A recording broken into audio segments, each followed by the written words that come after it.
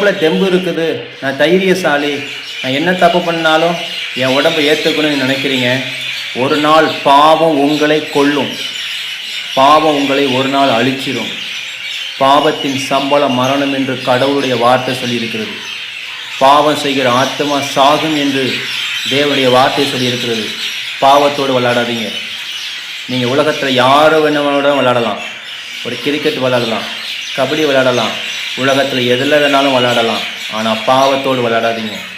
பாவம் உங்களை சும்மா விடாது. ஒரு நாளும் உங்களை தொடர்ந்து வரும், உங்கள் சந்ததிகளை தொடர்ந்து வரும், உங்கள் தலைமுறை தொடர்ந்து வரும், உங்களுடைய எல்லா வம்சத்தையும் பாவம் தொடர்ந்து வரும்.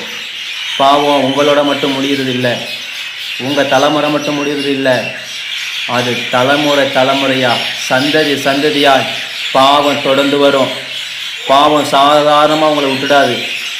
அழிவை கொண்டு வரும், சேதத்தை கொண்டு வரும், இழப்புகளை கொண்டு வரும், போராட்டத்தை கொண்டு வரும்.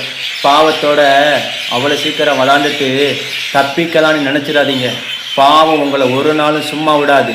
தண்டிக்கும், உங்களை சேதப்படுத்தும், பலவீனப்படுத்தும், கஷ்டப்படுத்தும். நீங்கள் வியாதியோட படுத்து கிடக்கும் பொழுது நினைப்பீங்க, இளமையில் பலத்தில் நிறைய தவறு செஞ்சேன், பாவம் செஞ்சேன், அதனால தான் நான் அந்த பாவத்தின் நிமித்தம் நான் இப்போ தண்டிக்கிறேங்கிற வேதனையோடு துக்கத்தோடு நீங்கள் கிடப்பீங்க. பாவம் செய்யாதீங்க. தயவு செய்து சொல்கிறேன், நீங்கள் உலகத்தில் எப்படி வேணாலும் வாழுங்க, ஆனால் பாவத்தோடு சேர்ந்து வாழாதீங்க, அக்கிரமத்தோடு சேர்ந்து வாழாதீங்க.